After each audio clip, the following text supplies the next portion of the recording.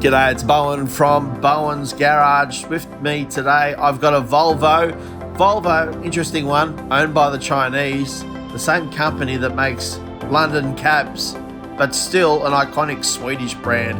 And here's the latest for their range, the XC60 T8 Polestar engineered. What does this mean? It is basically what M is to BMW and what AMG is to Mercedes-Benz. But it's also a plug-in electric hybrid. It'll set you back $100,000 at least, but gee whiz, it packs and punch.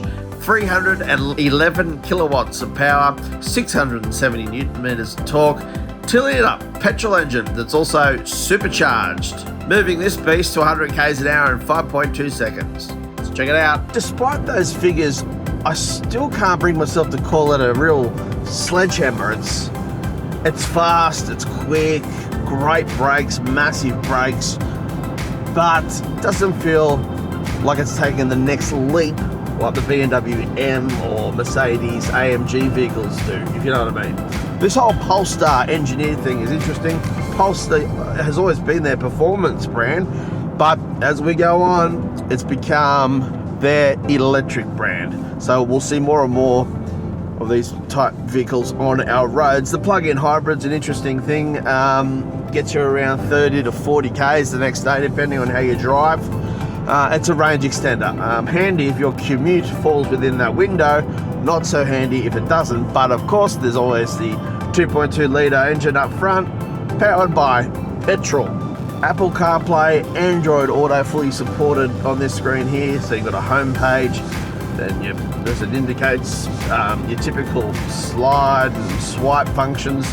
Everything can be found relatively easily. Now, our average fuel economy is 8.3 litres per 100. That's because, we're driving 60 k's each way a day, so doesn't suit us. The claim that Volvo make is that it's around 2.2 litres per 100, which I can understand, but that's really like utopia when it comes to driving a PHEV. Now, you do get various drive modes here, so if you do have a fully charged battery, which I don't right now, you can just cruise along in pure mode, which is using electricity, constant all-wheel drive instead of the system activating each particular wheel when it feels like it should. And we've also got hybrid, where you can actually sort of send some power back to the battery and then it'll go battery again. And you can drift along in silence, you can drive using petrol. It's just a cycle that goes back and forth, back and forth, back and forth. But as of any car that I get in, I generally go for their sport mode, which would be this, the Polestar engineered. Now, while this car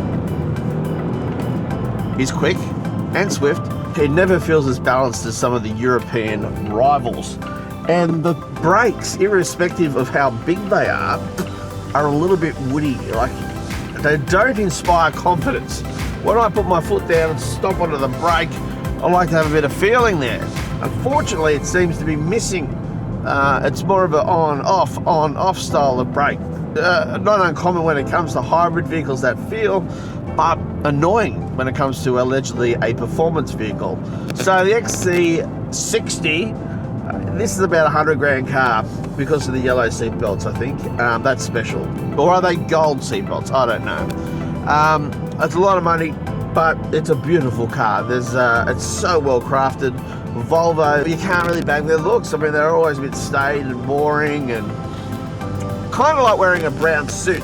But now they've been to the fashion police. That's what's happened. They've gone from the outer suburbs to Milan.